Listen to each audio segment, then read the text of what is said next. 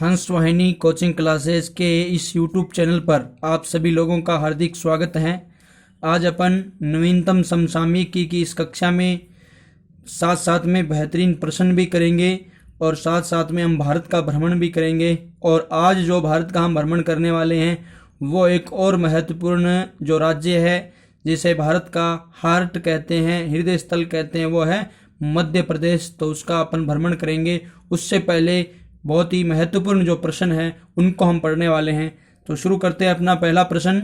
कोविड-19 की वजह से centre for monitoring Indian economy की के हालिया सर्वेक्षण के अनुसार बेरोजगारी दर कितनी है। यानी हमें यहाँ कोरोना बीमारी है, इसकी वजह से बेरोजगारी दर भी कुछ बढ़ी है ना। तो इस ये बढ़ी हुई बेरोजगारी दर कितनी है, तो ये आपको याद रख लेना है 23.4% है। ठीक है, कुछ तथ्यात्मक कुछ आंकड़े से संबंधित प्रश्न आ जाते हैं तो आपको उत्तर देना है। अगले प्रश्न पर चलते हैं। अगला प्रश्न कौन सा है? 2 नंबर। सामूहिक स्वच्छता सुरंग बनाने वाला देश का प्रथम रेलवे स्टेशन। देखो रेलवे स्टेशन पूछा गया है, यानी सामूहिक स्वच्छता सुरंग यानी सैनिटाइज की एक व्यवस्था की गई है सुरंग के रूप में, जहां वहां पर जो भी जाता है उसको उसके अंदर से निकलना होता है। ठीक है, तो इससे वो पूरी तरह से क्या हो जाता है, सैनिटाइज हो जाता है, यानी स्वच्छ हो जाता है। ठीक है, हर प्रकार की चीज़ है वो स्वच्छ हो जाती है। तो ध्यान दे लेना मित्रों, इस प्रकार की व्यवस्था करने वाला राज्य किस राज्य का एक रेलवे स्टेशन है और वह कौन सा है? अहमदाबाद, गुजरात। ठीक है, अहमदाबाद वाला रेलवे स्टेशन है और वह कहाँ पर है? गुजरात में है। चलते हैं अगले प्रश्न पर जो कि बड़ा ही महत्वपूर्ण है। इन और ऑप्शनों पर तो आप जानते ही हो। मुंबई कहाँ पर है? महाराष्ट्र में है, महाराष्ट्र की राजधानी है। हैदराबाद तेलंगाना की राजधानी है और कानपुर यूपी का शहर है। ठीक है, अब चलते हैं अपने अगले प्रश्न पर। और अगला प्रश्न अपना कौन सा है जो कि बहुत महत्वपूर्ण है? संकट मोचन संगीत समारोह है। संकट मोचन संगीत समारोह 2020 को डिजिटल रूप से आयोजित कहाँ पर किया जा रहा है? देखो अब लॉकडाउन के चलते कोई भी चीज़ क्या नहीं है, मतलब अलाउ नहीं है, इस वजह से सारी चीज़ें बंद है। तो ये जो समारोह है संकट मोचन यानी हनुमान जी, संकट मोचन कौन है? वीर बजरंग बली हनुमान जी। तो कहने का तात्पर्य ये जो समारोह था, संगीत समारोह है, ये आयोजित होता है, हमेशा ही प्रतिवर्ष होता है, लेकिन अब 2020 वाला क्या हो रहा है? डिजिटल रूप से आयोजित हो रहा है। अब बात यहाँ क्या पूछी गई है कि ये कहाँ पर हो रहा है, कहाँ पर आयोजित किया जा रहा है और किस जगह है। तो वो जगह आप लोगों को थोड़ी देखनी होगी।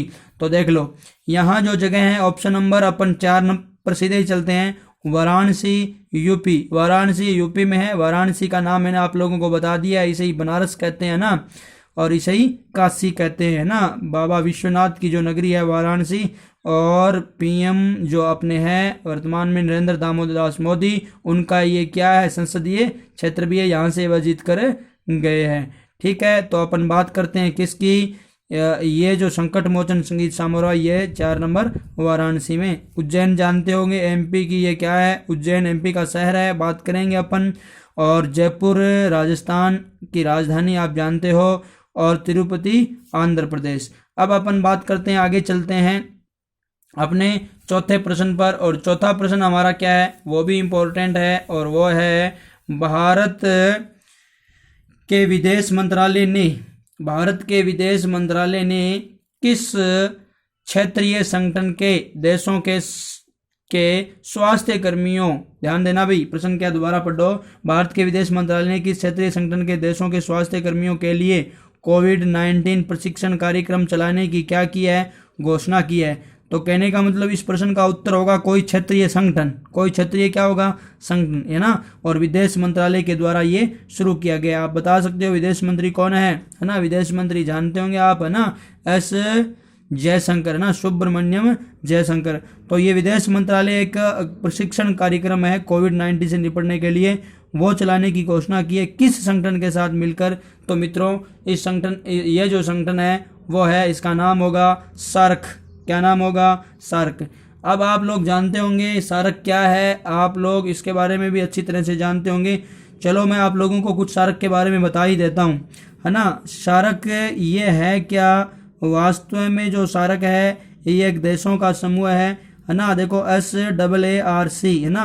तो SA यानी साउथ एशिया, उसके बाद एसोसिएशन रीजनल कॉरपोरेशन, ठीक है, साउथ एशिया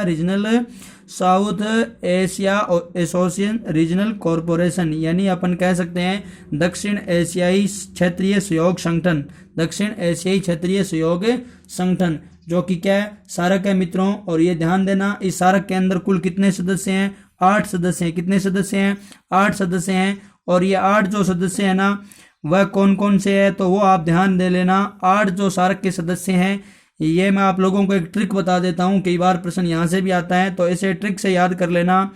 MBBS ट्रिक से याद कर लेना, MBBS अपनी से ट्रिक से याद करना। देखो अपनी ट्रिक हो गई, MBBS अपनी, कौन, MBBS अपनी, तो से क्या हो जाएगा, मालदीव हो जाएगा। कौन सा हो जाएगा, मालदीव। B से क्या हो जाएगा साथियों, B से अपना उत्तर हो जाएगा बांग्लादेश हो जाएगा, बांग्लादेश। और B से भूटान हो जाएगा, क्या हो जाएगा, भूटान। S से क्या हो जाएगा, श्रीलंका हो जाएगा, क्या हो जाएगा, श्रीलंका। और देखो ये जो A है, A से क्या हो जाएगा, अफगानिस्तान हो जाएगा। और P से नापाक हो जाएगा, यानी पाक हो जाएगा, पाकिस्तान। और N से, अब आप लोगों के पास क्या बचा है, N, तो N से हो जाएगा मित्रों नेपाल। और लास्ट में क्या बचा है, I से हो जाएगा अपना इंडिया, यानी हमारा भारत, विश्वगुरु भारत, इंडिया, ठीक है। तो ये अभी आप लोग याद कर लेना। मैंने 8 देश बताए हैं, किसमें, सार्क में। और ये जो सार्क है, इसका जो मुख्यालय है मित्रों, वो कहाँ पर है, काठमांडू में है। और काठमांडू कहाँ पर है, नेपाल में है। कहाँ पर है, नेपाल में है। तो ये बात बड़ी ही इम्पोर्टेंट है, मैंने आपको बताई है ना। ये कहाँ पर है, नेपाल, मतलब काठमांडू में इसका मुख्यालय है और नेपाल में, ठीक है। इसकी स्थापना होती है 1985 ईस्वी में। कब, 1985 ईस्वी में होती है। और हेडक्वार्टर की बात कर ली, काठमांडू, नेपाल। तो आप लोग इस सूत्र से, यानी इस ट्रिक से याद कर सकते हो सार्क देशों के समूह को, दक्षिण एशियाई क्षेत्रीय सहयोग संगठन, ठीक है। तो ये जो सार्क है, इसके साथ मिलकर ये प्रशिक्षण कार्य होगा। चलते हैं अगले प्रश्न पर, जो कि बहुत इंपॉर्टेंट है इससे भी। और वह कौन सा है कि हाल ही में किस संगठन ने नियर बॉय स्पॉट लॉन्च किया है। ध्यान देना, संगठन यहाँ एक तरीके से मैं ये कह सकता हूँ। और वह कौन सा है, नियर बॉय स्पॉट लॉन्च किया है। और ये कौन सा, सर्च इंजन के रूप में भी जाना जाता है, ये कंपनी भी है। और वह कौन सी है साथियों, गूगल है, गूगल, है ना। हाल ही में विश्व के कई देशों में लॉकडाउन की स्थिति चल रही है, तो इस वजह से ये नियर बॉय स्पॉट क्या है कि इससे क्या होता है कि व्यक्ति घर से बाहर निकलने से पहले ही ये पता लगा लेता है कि कौन सी शॉप, कौन सी दुकान खुली है, कौन सी नहीं है, सर्च करके। तो ये गूगल इस प्रकार की व्यवस्था देता है, नियर बॉय स्पॉट, यानी नज़दीक जो क्या है, दुकान है, यानी उसकी जो भी कैंटीन है, तो वो आप थोड़ा सा ध्यान दे देना। ये गूगल क्या करता है, ये लॉन्च करता है। अगला प्रश्न अपना है छठा, ध्यान देना, बहुत महत्वपूर्ण है, वेरी वेरी इंपॉर्टेंट प्रश्न है। और वह क्या है, एग्जाम वॉरियर्स पुस्तक के लेखक कौन है, एग्जाम वॉरियर्स पुस्तक के लेखक कौन है। तो ध्यान देना साथियों, एग्जाम वॉरियर्स पुस्तक के लेखक, पहली बात तो ध्यान देना, एग्जाम का अर्थ परीक्षा होता है और वॉरियर्स का अर्थ होता है योद्धा, यानी परीक्षा से लड़ने का जो तरीका बताया जा रहा है, लड़ने वाले योद्धा, ठीक है। तो अब देखो, हमें परीक्षा से लड़ने का तरीका कौन बताएगा, हमें पता है, हमें तो हर किसी से लड़ने का तरीका हमें कौन बताएगा, हमारे देश के PM। तो ध्यान दे लेना, ऑप्शन में देखो शशि थरूर है, जो कि गलत है, नहीं हो सकता ये तो। अरुण जेटली भी नहीं है। नरेंद्र मोदी, वास्तव में सही उत्तर यही है कि नरेंद्र मोदी की ही पुस्तक है, जिसका नाम क्या है, एग्जाम वॉरियर्स।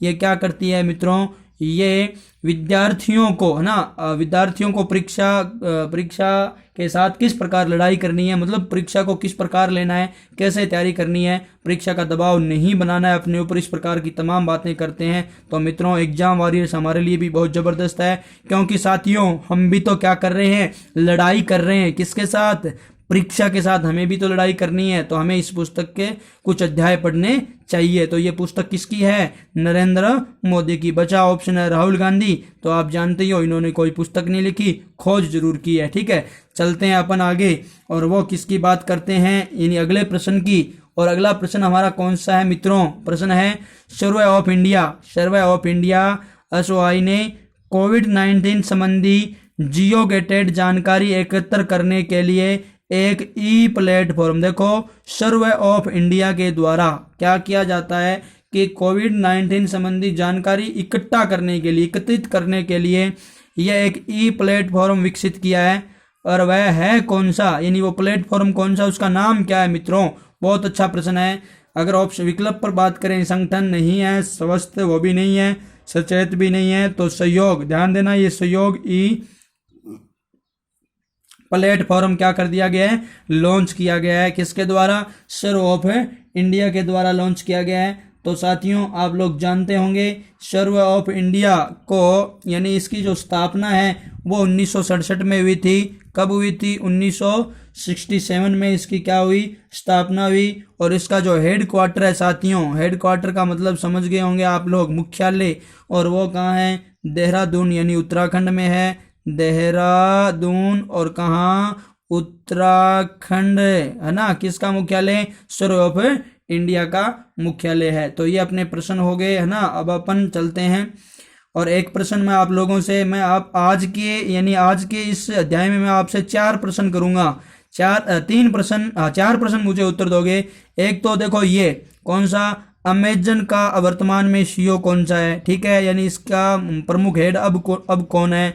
एक गूगल का सीईओ बताना है, एक माइक्रोसॉफ्ट का सीईओ बताना है, एक फ्लिपकार्ट का सीईओ बताना है। और साथ साथ ये भी बताना है साथियों, अमेजन किस देश की कंपनी है, गूगल किस देश की कंपनी है, माइक्रोसॉफ्ट किस देश की कंपनी है, फ्लिपकार्ट किस देश की कंपनी है। ये मुझे आप लोग बताओगे कमेंट बॉक्स में लिख करके। अगर आपकी पढ़ाई में रुचि है तो आप जरूर बताओगे साथियों। चलते हैं अपन अगले प्रश्न पर, और जो कि अपना अगला प्रश्न कौन सा है? प्रश्न नंबर 8 है। 8 प्रश्न हमें क्या कह रहा है? 8वां प्रश्न वह ये कह रहा है कि भारतीय तिरंगा आशा का संदेश भेजने के लिए मैटरहॉर्न पर्वत पर प्रोजेक्ट किया गया है। ये पर्वत किस देश में है? मित्रों ये बात क्या है मैं आपको बताता हूँ। भारतीय तिरंगा, यानी हमारा जो तिरंगा झंडा है, ये एक पर्वत है, उसके ऊपर क्या किया गया? प्रोजेक्ट किया गया, चारों तरफ दिखाया गया है। और ये इसलिए दिखाया गया है कि इस खतरनाक बीमारी के दौर में भी, है ना, हम क्या रखते हैं? आशा रखते हैं। तो ये एक पर्वत है जिसका नाम है मैटरहॉर्न पर्वत। और ये मैटरहॉर्न पर्वत किस देश में है, यह आपसे प्रश्न पूछा गया है। तो आपको ये ध्यान देना है, क्योंकि प्रश्न आ सकता है। अब सीधा प्रश्न ये भी आ सकता है कि भारतीय तिरंगा का मतलब कहाँ प्रोजेक्ट किया गया, किस देश में, तो ये भी ध्यान दे लेना। तो वो देश है स्विट्जरलैंड। कौन सा देश है? स्विट्जरलैंड देश है। तो आप लोग उसको ऐसे ही याद कर लोगे, ठीक है। अब अपन बात करते हैं अपने अगले प्रश्न पर, और अगला प्रश्न अपना कौन सा है? वो प्रश्न भी बड़ा ही महत्वपूर्ण है। प्रश्न क्या है? कोविड-19 नमूनों का पूल परीक्षण। देखो अच्छे अच्छे प्रश्न निकल कर आ रहे हैं, अगले परीक्षाओं में बड़े ही फायदेमंद रहने वाले हैं। कोविड-19 नमूनों का पुल परीक्षण शुरू करने वाला पहला राज्य, यानी प्रथम राज्य भारत का कौन सा है जो पुल परीक्षण शुरू करता है? पहले तो मैं देता हूं आपको इसका उत्तर, महाराष्ट्र, राजस्थान, मध्य प्रदेश, उत्तर प्रदेश। ध्यान देना, यूपी यानी उत्तर प्रदेश प्रथम राज्य है। और आपको अब मैं बताता हूँ ये पुल परीक्षण क्या होता है। साथियों जैसे कि आप जानते हो कि कोविड-19 चल रहा है और इसकी क्या करनी पड़ती है, सब जानते हैं, हर बीमारी की जांच होती है। तो यहाँ पर कोविड-19 की जांच हेतु क्या किया जाता है? अलग अलग व्यक्तियों के सैंपल लिए जाते हैं और उनकी जांच की जाती है। तो ये प्रक्रिया काफ़ी धीमी है, और भारत की जो मतलब पॉपुलेशन है, भारत की जो जनसंख्या है वो काफ़ी ज़्यादा है। इस वजह से जांचें थोड़ी कम हो रही है ना। तो उन जांचों की संख्याओं को बढ़ाने के लिए, या मतलब कम जांच करें और फिर भी ज़्यादा लोगों की मतलब जांच हो जाए, ज़्यादा क्षेत्र का पता चल जाए, ऐसी कोई योजना तो वो थी। ये कौन सी? पुल परीक्षण। इसमें क्या होता है? इसमें जैसे एक किसी क्षेत्र से क्या ले लिया जाता है? 10 सैंपल लिए जाते हैं, है ना। 10 सैंपल, है ना, कोरोना सैंपल, जो कोई मतलब किसी व्यक्ति के, सामान्य व्यक्ति जो भी है, उनके 10 सैंपल ले लिए जाते हैं और लेकर के उनको क्या किया जाता है? आपस में मिला दिया जाता है ना।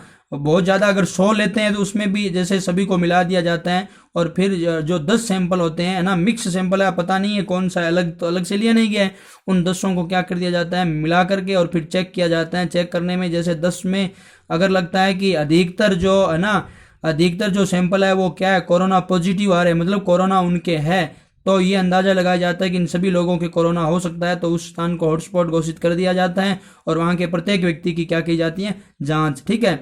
और जब इसमें कोरोना मतलब ये जो टेस्टिंग होती है इसमें लगभग नेगेटिव आता है, मतलब कोरोना किसी के नए के बराबर होता है, तो फिर क्या होता है, यहाँ इस क्षेत्र को सामान्य घोषित कर दिया जाता है, मतलब ज़्यादा लोगों की जांच यहाँ करने की आवश्यकता नहीं पड़ती है। ठीक है।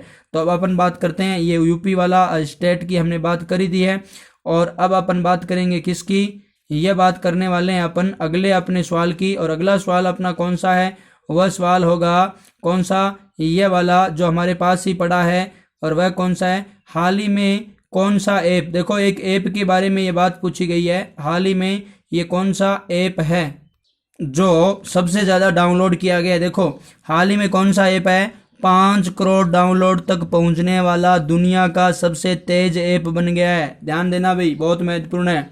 हाल ही में कौन सा ऐप 5 करोड़ डाउनलोड तक पहुंचने वाला दुनिया का सबसे तेज ऐप बन गया है, और उस ऐप का नाम क्या है, तो आपको याद करना है। आप जानते भी होंगे साथियों, और ये आपने भी डाउनलोड किया होगा, है ना, लेकिन कुछ लोगों ने अभी तक नहीं किया इसको, क्योंकि हमें पता है इस ऐप का नाम क्या है, आरोग्य सेतु ऐप है ना, जो कि हमारे हमारे जो मंत्रालय, आयुर्वेद मंत्रालय के द्वारा इसे क्या किया, जारी किया गया है।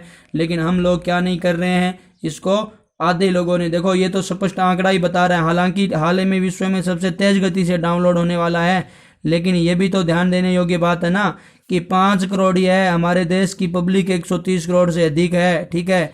तो ये 130 करोड़ तो नया मान लो कि कुछ लोगों के पास मोबाइल फ़ोन नहीं होंगे, लेकिन ध्यान दे, ये तो ध्यान देना, इतना तो आंकड़ा नहीं हो सकता कि 5 करोड़ लोगों के पास ही मोबाइल है। कुछ लोगों के पास ट्रिपल ना डबल मोबाइल भी है। तो कहने का तात्पर्य कम से कम 100 करोड़ तो होना ही चाहिए था, लेकिन ऐसा नहीं हो पा रहा है, क्योंकि ये कोरोना से निपटने के लिए बड़े ही क्या है, फायदेमंद ऐप है, आरोग्य सेतु ऐप है। ठीक है। जो कि क्या है, दुनिया का सबसे तेज गति से डाउनलोड होने वाला, 5 करोड़ तक पहुंचने वाला ऐप बन गया है ये। ठीक है। और गूगल ऐप आप जानते ही हो, फेसबुक, टिकटॉक, है ना, ये टिकटॉक भी बड़ा खतरनाक चीज़ है ना, आजकल युवा लोग अपना अधिकतर समय इसमें ही बर्बाद कर देते हैं ना, कुछ भी नॉलेज नाम की यहाँ चीज़ नहीं है, सारी चीज़ें झूठी है, अफवाह है। और विशेषकर ये चाइना का ऐप है, इसका तो हमें बहिष्कार ही करना चाहिए। हालांकि चाइना की बहुत सारी चीज़ें हैं, हम सभी का बहिष्कार नहीं कर सकते, लेकिन कुछ ऐसी चीज़ें हैं जो क्या हो, बिल्कुल भी निरर्थक हो, जो हमारे लिए बिल्कुल भी काम की नहीं हो, हमारे विकास में 1% भी योगदान नहीं देती हो, ऐसी चीज़ों को तो हमें उखाड़ फेंक देना ही चाहिए साथियों। खैर, चलते हैं अपन अगले प्रश्न पर। अगला जो प्रश्न अपना है ये 11 नंबर प्रश्न, भारत के किस राज्य के वैज्ञानिकों ने कोविड-19 वायरस के जीनोम की खोज की है। ध्यान देना भी, कोविड-19 वायरस के जीनोम की क्या की है, खोज की है। तो ये जो जीनोम की खोज की है, हमें बताना है कि ये किस राज्य के वैज्ञानिक है जिन्होंने जीनोम की खोज कर ली है। तो मित्रों, ये हमें सीधा उत्तर देना है, और वह कौन सा है साथियों, गुजरात है। गुजरात राज्य के वैज्ञानिकों ने कोविड-19 के जीनोम की खोज की है, और इस जीनोम से क्या होगा कि जो कोविड-19 है उसके लिए क्या है, जो वैक्सीन खोज के लिए थोड़ा सा रास्ता क्या होगा, साफ होगा, थोड़ी कठिनाई कम आएगी, थोड़ा हेल्प मिलेगा। तो ध्यान दे, अभी मैंने यहाँ दवा खोज करने के लिए बात नहीं की है, कोविड-19 जो वायरस है उसके जीनोम की खोज करने वाला जो प्रथम राज्य है अपना, वो भारत का वो कौन सा है, गुजरात है साथियों। तो आप लोगों को ये याद होना चाहिए। अब अपन बात करते हैं यानी महत्वपूर्ण अगले प्रश्न की, और अगला प्रश्न अपना एक और ऐसा प्रश्न है जो है ना करंट जीके से तो नहीं है, लेकिन फिर भी मैं आप लोगों को बताना चाह रहा हूँ, क्योंकि कुछ जानकारियाँ हैं वो आपको देनी ही चाहिए, क्योंकि वहाँ से प्रश्न आते ही आते हैं। तो प्रश्न क्या है, प्रश्न ये है, 16 अप्रैल 1853 में भारत की प्रथम ट्रेन किन किन स्थानों के मध्य चली थी। ध्यान देना, प्रश्न ये पूछ रहा है कि ये 16 अप्रैल 1853 में भारत की प्रथम ट्रेन है किन किन स्थानों के मध्य चली थी। तो शायद मुझे लगता है आप सब लोगों को इस प्रश्न का उत्तर आता होगा, है ना, क्योंकि ये चीज़ हम लगातार पढ़ते रहते हैं और हमें ये याद हो ही जाती है। तो मैं आप लोगों को एक चीज़ बता देता हूँ, जब अपन इस प्रश्न की बात कर रहे हैं तो इसमें मैं कुछ अन्य जानकारी आपको देता हूँ। अगर पहली बात तो इसके उत्तर कौन सा होगा, मुंबई से पुणे नहीं होगा, मुंबई से दिल्ली भी नहीं होगा, दिल्ली से ठाणे भी नहीं होगा, तो क्या होगा, मुंबई से ठाणे इसका क्या हो जाएगा, उत्तर हो जाएगा। और अब अपन अगले यानी इसमें से जो और महत्वपूर्ण बात है और क्या चीज़ है वो मैं बता देता हूँ। देखिए साथियों, ये जो मुंबई से ठाणे जो ट्रेन चली थी, ये सबसे पहले इसने अपना जो सफ़र किया था वो कितने किलोमीटर का था? 34 किलोमीटर का सफ़र था। 200 यात्री इस पर क्या थे? सवार थे। कितने यात्री सवार थे? 200 यात्री, सॉरी 400 यात्री। कितने यात्री? 400, 200 नहीं 400 यात्री इसमें क्या थे? सवार थे। और इसके कुल कितने? 20 डिब्बे थे भाई। कितने डिब्बे थे? 20 डिब्बे थे इसके, ठीक है। तो ये भी आपको याद रख लेना, कितने डिब्बे थे? 20 डिब्बे थे। और ये आपको ये भी अगर याद रखें ये किस सन में शुरू की गई थी तो भी आप लोगों को याद करना है। इस समय भारत के जो गवर्नर जनरल हैं वो कौन थे? लॉर्ड डलहौजी, ठीक है। तो डलहौजी से संबंधित चीज़ भी आप याद करना। डलहौजी इस समय भारत के क्या थे? गवर्नर जनरल थे, यानी जीजी थे, ठीक है। तो गवर्नर जनरल थे कौन? लॉर्ड डलहौजी थे। और ये आप लोगों को याद होगा डलहौजी की ही नीति थी, विले हड़प की नीति। और इन्हीं के समय क्या था? ब्रिटिश साम्राज्य की भारत में सर्वाधिक ज़्यादा विस्तार हुआ था। तो ये भी आप लोगों को याद करना है, जो मैंने इस ट्रेन से संबंधित आपको महत्वपूर्ण बात बताई है। समय तो यहाँ अपना पहले ही लिखा हुआ पड़ा है, 16 अप्रैल 1853 को, है ना, भारत की प्रथम ट्रेन और किन किन स्थानों पर चली। और आप जानते होंगे, है ना, वो सड़क के बारे में भी जानते होंगे, जीटी रोड, है ना, जीटी रोड, जिसका भी पुनर्निर्माण किसने करवाया था? इसे लॉर्ड डलहौजी ने करवाया था, शेरशाह सूरी वाली, ठीक है। तो चलते हैं अपन। ये महत्वपूर्ण जानकारियां मैं आप लोगों को बीच बीच में देने की पूरी तरह से कोशिश कर रहा हूं, क्योंकि इन्हीं जानकारियों से हम धीरे धीरे क्या होंगे? परिपक्व होंगे, हमारे पास ज्ञान का भंडार होगा। और उस भंडार से हम क्या कर देंगे, है ना, अपन आने वाली जो भर्तियां हैं, परीक्षाएं हैं, उसमें प्रश्नों को हल कर देंगे, ठीक है। तो मैं ये जो चीज़ आप लोगों को बता रहा हूँ ये मैं रटाने की बिल्कुल भी कोशिश नहीं कर रहा हूँ। ये चीज़ें आप लोगों के दिल तक पहुँचाने की कोशिश कर रहा हूँ, ताकि आप लोगों को ये याद हो ही जाए, है ना। जो चीज़ हमारे दिल में उतर जाती है वो कभी बाहर निकलती ही नहीं है, ठीक है। तो अब अगले प्रश्न पर अपन चर्चा करते हैं। और अगला प्रश्न अपना कौन सा है? वह है, देखो 13 नंबर प्रश्न है, महिला विश्व कप 2021। ध्यान देना, प्रश्न नंबर 13, महिला विश्व कप 2021 मतलब होने वाला है कि मेजबानी कौन सा देश करेगा? मेजबानी। देखो पहली बात तो यहाँ प्रश्न पूछा गया महिला विश्व कप का, और वो कौन सा आगे होने वाला 2021 का। अब बात क्या रही कि मेजबानी कौन सा देश करेगा? देश का उत्तर देना है। उत्तर तो आ जाएगा, लेकिन कुछ और भी बातें जान लेते हैं। अगर बात की जाएगी मेजबानी की, पहले तो इस शब्द पर गौर करो। मेजबानी एक तो होता है मेहमान, एक होता है मेजबान। मेहमान तो वो होता है जो आता है, जैसे मान लो हमारे घर में कोई मेहमान आया तो मेहमान है, और हम खुद क्या होते हैं? मेजबान। क्या होते हैं भाई? मेजबान, ठीक है। तो कहने का मतलब जिस देश में होगा वह क्या होगा? मेजबान होगा, ठीक है। तो मेजबानी वही करेगा। तो अब आप देखो कि ये जो किस देश में होगा, मैं इस प्रश्न का उत्तर तो आप लोगों को बता देता हूं, और वो क्या होगा? न्यूजीलैंड होगा। कौन सा होगा? न्यूजीलैंड। लेकिन कुछ और बातें भी आप लोग जान सकते हो जो इसके लिए जाननी जरूरी है। महिला विश्व कप की बात करेंगे साथियों, तो आप ये बात न भूलिएगा, जो प्रथम महिला विश्व कप हुआ था, प्रथम महिला विश्व कप, तो ये कब हुआ था? 1973 में हुआ था। कब? 1973 में। और ये जो जीता किसने था, तो वो भी आप लोगों को याद कर लेना है। इंग्लैंड ने जीता था। किसने जीता था? इंग्लैंड ने। और इंग्लैंड में ही हुआ था, ठीक है। जीता ही इंग्लैंड ने था और इंग्लैंड में ही हुआ था। इन इसकी मेजबानी भी किसने की थी? इंग्लैंड ने। आपको याद होगा साथियों, क्रिकेट देखने वाले साथियों को तो अच्छे से याद है, क्योंकि क्रिकेट का जनक देश भी कौन सा है? इंग्लैंड भी इंग्लैंड ही है, ठीक है। तो प्रथम 1973 ये महिला विश्व कप कहाँ हुआ? इंग्लैंड में। और इंग्लैंड ने इसे क्या किया? जीता था। और इंग्लैंड इसका मतलब विजेता हो गया, तो वही जीतेगा। अगर अपन बात करें, यानी अब की अगर बात कर लेते हैं अपन, तो पिछला जो वर्ल्ड कप ये हुआ था, है ना, 2000 कब हुआ था? 17 में हुआ था साथियों। कब हुआ था?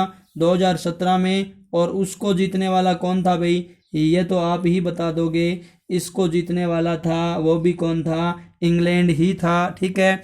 2017 में। ये कब हुआ था? 2017 में। अभी जो पिछले वाला 2017 में। और जीता किसने था? इंग्लैंड ने जीता था। और उपविजेता कौन रही थी? भारत रही थी। कौन रही थी? भारत रही थी। और इस समय अपने भारतीय क्रिकेट टीम की कप्तान थी कौन? मिताली राज। कौन थी? मिताली राज। क्या गजब की खिलाड़ी है मित्रों, बहुत गजब की खिलाड़ी है ये, है ना। और इसके शॉट है देखते ही बनते हैं। तो ये हमारे लिए गर्व की बात है कि हमारी जो बहनें हैं, है ना, जो इतने ऊंचे ऊंचे है ना, जो अपने बुलंदियां हासिल कर रही है हमारे देश का, ये क्या है, गर्व है, शान है। ठीक है, तो चलते हैं अपन अगले प्रश्न पर। और अगला प्रश्न कौन सा है, वह अपना प्रश्न है, ये तो मैंने आप लोगों को जो इसकी सामान्य जानकारियां बता दी है। अब मेजबानी करने वाला देश कौन सा है, न्यूजीलैंड है। ठीक है, तो ये थे अपने कुल आज के 13 प्रश्न, जो कि बड़े ही महत्वपूर्ण है। 13 प्रश्नों के साथ हम अपन कह सकते हैं लगभग 40 प्रश्नों का कवर हमने किया है। तो अब अपन चलते हैं अगले बिंदु पर। और अगला आज का हमारा बिंदु है, यानी भारत भ्रमण की हम बात कर रहे थे, और भारत भ्रमण में हम आज किसका भ्रमण करेंगे साथियों, वो भ्रमण करेंगे हम मध्य प्रदेश का। किसका, मध्य प्रदेश का। बहुत अच्छा है, मुझे बताना आप लोग ये अपना भारत भ्रमण है कैसा चल रहा है।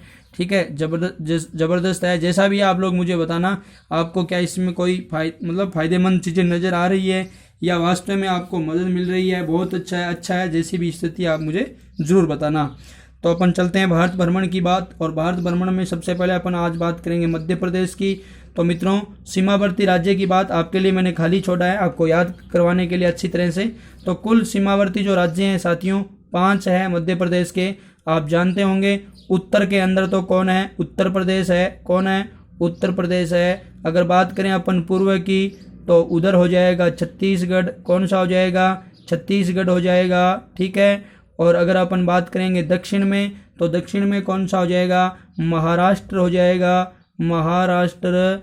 और अगर अपन बात करें किसकी, पश्चिम की, तो पश्चिम में इसके क्या हो जाएगा, गुजरात हो जाएगा। अगर बात करें पश्चिम उत्तर की, तो आप हो राजस्थान, ये इसका क्या हो गया, यानी पड़ोसी। तो कहने का मतलब ये कुल कितने हो गए, 5 राज्य इसके लगते हैं। तो ये भौगोलिक आवरण मैंने आप लोगों को बताया। अब अपन बात करेंगे मध्य प्रदेश के, आगे चलते हैं राजनीतिक स्थिति की बात करते हैं। तो राजधानी मित्रों, सब जानते हो मध्य प्रदेश की राजधानी कौन सी है, भोपाल है साथियों। आगे बढ़ते हैं अपन, याद होगा भोपाल आप अच्छी तरह से जानते हो मध्य प्रदेश की क्या है, राजधानी है। और अब अपन बात करेंगे राज्यपाल की। तो राज्यपाल भी मैंने पिछली कक्षाओं में आपको जरूर बताया होगा। राज्यपाल का नाम क्या है, लालजी टंडन है साथियों। क्योंकि राजनीतिक तख्तापलट इन दिनों ही, पिछले लॉकडाउन के समय ही है ना, शुरुआत में लॉकडाउन से पहले यहाँ पर हुआ था, तो आपको याद होगा। मुख्यमंत्री की बात की जाएगी तो मित्रों, मुख्यमंत्री अब वर्तमान मुख्यमंत्री कौन है, शिवराज सिंह चौहान है। पहले भी ये 3 बार मुख्यमंत्री रह चुके हैं, तो अब ये शिवराज सिंह चौहान है। ये क्या है, यानी अब चौथी बार मुख्यमंत्री बने हैं। कितनी बार, चौथी बार मुख्यमंत्री बने हैं, एकमात्र है चौथी बार बनने वाले। और आपको पता होगा बीते दिनों यहाँ पर तख्ता पलट हुआ था, और उस तख्ता पलट में कौन हार गया था, यानी कि कमल गया और कमल खिल गया। यानी कमलनाथ जी गए पूर्व मुख्यमंत्री, और शिवराज सिंह चौहान आ गए। क्यों आए, सिंधिया की बात आपको बताई थी, महाराज किसके हो गए, शिवराज के। ठीक है, चलते हैं बात क्षेत्रफल की करते हैं साथियों। क्षेत्रफल में यहाँ पर अगर बात करें अपन, तो क्षेत्रफल अपना कितना हो जाएगा, 3,08,252 इसका क्षेत्रफल है। और क्षेत्रफल की दृष्टि से ये भारत का कौन सा राज्य है, दूसरा राज्य है। कौन सा, सेकंड स्टेज है। और पहला अपना कौन सा है, राजस्थान है ही आपको बताया, पहला कौन सा है आपको बताया गया है। और राजस्थान तो 7वां है। पहला कल ही बात की थी हमने, यूपी की। किसकी बात की थी, यूपी की, है ना, बात की थी ना, तो वो हो गया।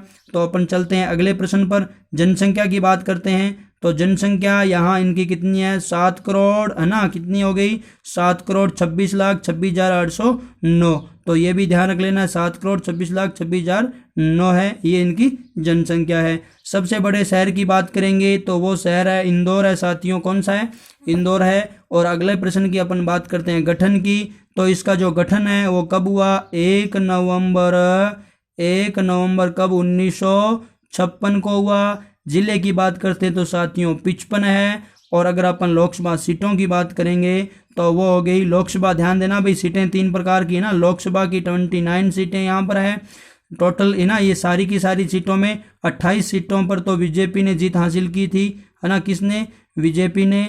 और 1 सीट है ना, पूर्व मुख्यमंत्री कमलनाथ का बेटा नकुलनाथ ने जीत ली थी, छिंदवाड़ा की सीट। ठीक है, अगली बात करते हैं राज्यसभा की। कुल 11 सीटें हैं। अपने राजस्थान में कितनी है साथियों, बताओगे क्या, 10 है। और लोकसभा की सीटें राजस्थान में 25 है। अगर विधानसभा की बात करेंगे तो साथियों यहाँ पर 230, कुल कितनी है, 230 विधानसभा सीटें हैं, है ना। अभी बात की 2 खाली है, और जो भी है ना 22 विधायकों ने क्या दिया, कांग्रेस का इस्तीफा दे दिया। इस वजह से वह सरकार कांग्रेस की गिर गई, बन गई किसकी, बीजेपी की। उच्च न्यायालय की बात करेंगे साथियों तो जबलपुर है भाई, ध्यान देना, जबलपुर उच्च न्यायालय है किसका, किसका उच्च न्यायालय है? मध्य प्रदेश का उच्च न्यायालय कौन सा है? जबलपुर है। तो ये भी बात आप लोग याद रखेंगे, बहुत महत्वपूर्ण है। अब मैं आज आपको एक बहुत अच्छा सा प्रश्न दे रहा हूँ साथियों, अगर आप लोग उत्तर दोगे तो खंडपीठ की बात करेंगे तो उच्चतम न्यायालय की, यानी इस उच्च न्यायालय यानी जो न्यायालय है किसका? एमपी का। तो उसकी एक खंडपीठ तो है ग्वालियर में है, तो एक खंडपीठ और है, वो मैं आप लोगों से पूछ रहा हूँ और उसका उत्तर आप लोग कमेंट बॉक्स में दोगे और देकर ही रहोगे। अब बात करेंगे राजभाषा की साथियों, तो राजभाषा कौन सी है? राजभाषा तो अपन बात कर लेते हैं किसकी? हिंदी की। तो राजभाषा हिंदी है। विभाजन की बात करें तो यानी एमपी का विभाजन हुआ था तो ये 1 नवंबर 2000 को हुआ था, 1 नवंबर 2000 को। और इस एमपी से 16 जो ज़िले हैं, 16 ज़िलों को निकाल करके क्या कर दिया गया था? एक नया राज्य बनाया गया था और वह कौन सा था? छत्तीसगढ़। तो ये बात भी आप लोगों को याद हुई, बहुत ही महत्वपूर्ण बात है ये। अब अपन चलते हैं अपने अगले बिंदु पर। विभाजन वाली बात आपके दिमाग में रही होगी। ये पहले क्या था?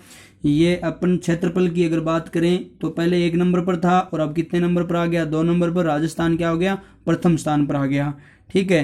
राष्ट्रीय उद्यान की बात करें इसके तो एक राष्ट्रीय उद्यान था कान्हा, ठीक है, एक पन्ना। ये बहुत ही महत्वपूर्ण राष्ट्रीय उद्यान है इसके, ठीक है, एमपी के। तो याद रख लेना कान्हा और पन्ना, ठीक है। यहाँ पर क्या है?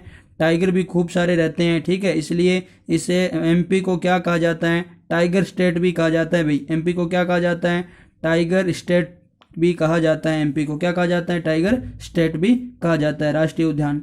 अब अपन बात करें अपने कुछ अन्य दर्शनीय स्थलों की एमपी के, तो दर्शनीय स्थलों की बात करें तो एक भीमबेटका की गुफा है, ध्यान देना, बहुत महत्वपूर्ण है, एमपी की है। प्रश्न आता है परीक्षाओं में कि भीमबेटका की गुफा है वो कहाँ पर है, तो सीधा उत्तर आप लोगों को देना है।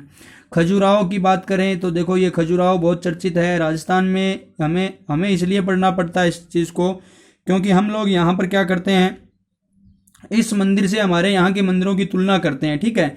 तो खजुराहो की बात करें तो ये एमपी में है, मैंने आपको बता दिया, जबरदस्त मंदिर है। और ये मंदिर पंचायतन शैली के बने हुए भी, पंचायतन शैली के बने हुए मंदिर है। और पंचायतन शैली क्या होती है मैं आपको बताता हूँ। पंचायतन शैली का मतलब होता है जिस प्रकार क्या है, ये एक पूरा मंदिर का परिसर भाग है। यहाँ पर क्या है, 4 मंदिर तो इस और एक मंदिर मुख्य मंदिर यहाँ बना होता है, ठीक है। तो ये 5 मंदिरों से निर्मित होती है ये परिसर, तो ये इसे कहते हैं पंचायतन शैली। और इस पंचायतन शैली में निर्मित मंदिर कौन सा है? खजुराहो का मंदिर है। और एक बात जो यहाँ की महत्वपूर्ण प्रसिद्ध है कि यहाँ पर यौन आकृतियों से परिपूर्ण क्या है, चित्र है। नगन और अर्धनगन चित्र यहाँ पर दर्शाए गए हैं, यौन संबंध करते हुए चित्रों को यहाँ दर्शाया गया है। तो इसलिए ये जो खजुराहो के मंदिर है, इनसे मिलते जुलते मंदिर कुछ राजस्थान में भी है, जैसे आपने पढ़ा होगा किराड़ू बाड़मेर का, जिसे राजस्थान का खजुराहो कहते हैं। और इधर आपने पढ़ा होगा उधर जब अपन जगत की बात करते हैं तो वो अपना मेवाड़ का खजुराहो है। भंड देवरा उधर अपन बात करते हैं हाड़ौती क्षेत्र का खजुराहो है, ठीक है। तो ये भी ध्यान रखना 12 वाला। तो खजुराहो ये कहाँ का है? एमपी का है। तो ये मंदिर बहुत ही महत्वपूर्ण है और प्रसिद्ध यहाँ का पर्यटन स्थल भी है। सांची के स्तूप की बात करते हैं साथियों, ये भी एमपी में है। और आपको याद रख लेना है स्तूप किस धर्म से संबंधित होते हैं? बौद्ध धर्म से संबंधित होते हैं। किस धर्म से? बौद्ध धर्म से। बौद्ध धर्म को के मंदिरों को मठ कहते हैं। और यहाँ ये एक स्तूप है। स्तूप एक गोलाकार आकृति होती है, गोलाकार महल होते हैं, उसके ऊपर क्या होता है, यानी कि उस गुंबदनुमा सा एक आकृति होती है, उसके फिर चारों ओर प्रदक्षिणा पथ होता है। तो ये भी आप लोगों को याद कर लेना है। इस सांची के स्तूप का निर्माण सम्राट किसने करवाया? अशोक ने करवाया। तो मौर्य शासकों के द्वारा यहाँ पर क्या करवाया गया? निर्माण करवाया गया। अब अपन अगली बात करते हैं, और अगली बात अपन किसकी करेंगे? यहाँ का एक और तीर्थ स्थल है ना, वो कौन सा है? पंचवटी। इन दिनों साथियों रामायण चल रही है, अगर आप रामायण देखते हो तो ये पंचवटी स्थान आपको अच्छी तरह से याद है, ठीक है। पंचवटी में भगवान राम ने अपना वनवास के बहुत ही महत्वपूर्ण दिन यहाँ गुजारे थे, ठीक है। तो राम का वनवास, राम के वनवास की बात आपको याद आती है तो उससे जुड़ा हुआ ये पंचवटी स्थान है, वो भी कहाँ पर है? एमपी में है। अब अपन बात करते हैं ग्वालियर की किले की, जो ग्वालियर राजघराने के लिए जाना जाता है। तो ये भी आप लोगों को याद कर लेना। वर्तमान में इस ग्वालियर राजघराने के जो वंशज है आप लोग जानते होंगे कौन यहाँ के लोग हैं। तो अपन बात कर चुके हैं एमपी से संबंधित, एमपी के राजनीति में भी उनका अहम योगदान रहता है। और बीतों दिनों तो कुछ क्या है, ज़्यादा ही योगदान था, आपको याद होगा कौन सा? वह वाली बात। एमपी के तख्ता पलट की सत्ता की है ना, ग्वालियर राजघराने से जुड़े हुए कौन थे? सिंधिया राजघराना यहाँ से था, तो सिंधिया, और सिंधिया यहाँ कौन? ज्योतिरादित्य सिंधिया। इन्हें महाराज के नाम से जाना जाता था, महाराज के। और अब महाराज और शिवराज क्या हो गए? एक हो गए, तो सरकार बना ली इन्होंने वापस से बीजेपी की। पहले किसकी थी? कांग्रेस की। साथियों उज्जैन की बात करते हैं, महत्वपूर्ण तीर्थ स्थल है उज्जैन यहाँ का। पहली बात तो मैं आपको ये बता देता हूँ, उज्जैन जो है ये उज्जैन एक नदी के किनारे है, उसका नाम है शिप्रा। अभी बात करेंगे। यहाँ पर क्या होता है, 12 वर्षों के बाद है ना, प्रति 12 वर्षों के बाद यहाँ कुंभ का क्या लगता है? मेला लगता है, सिंहस्थ कुंभ ना, सिंहस्थ कुंभ लगता है यहाँ। तो ये भी आपको याद रखना है, ठीक है। कुंभ का मेला यहाँ पर बढ़ता है उज्जैन है ना। और उज्जैन किस नदी के किनारे है? शिप्रा नदी के किनारे। किस नदी के किनारे भाई? शिप्रा नदी के किनारे उज्जैन है। आपको याद होगा इस नदी के किनारे ही हमारे वीर दुर्गादास राठौड़ की भी क्या बनी हुई है? छतरी बनी हुई है, ठीक है। अब मैं आप लोगों को ये उज्जैन बता रहा था, अब अपन आगे चलते हैं।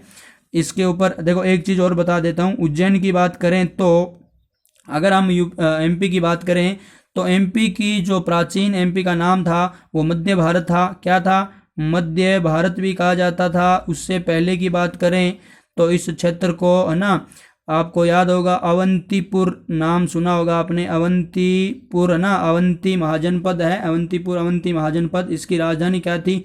उज्जैन थी। राजधानी क्या थी? उज्जैन थी। तो वह भी आप लोग याद रखना। अब अपन बात करते हैं नदियों की, तो नर्मदा यहाँ की प्रमुख नदी है, जिसके किनारे प्रमुख शहर कौन सा है? जबलपुर है। कौन सा है भाई? जबलपुर शहर है, जबलपुर है ना, इसके किनारे है। और इसी नर्मदा नदी पर कौन सा प्रपात है?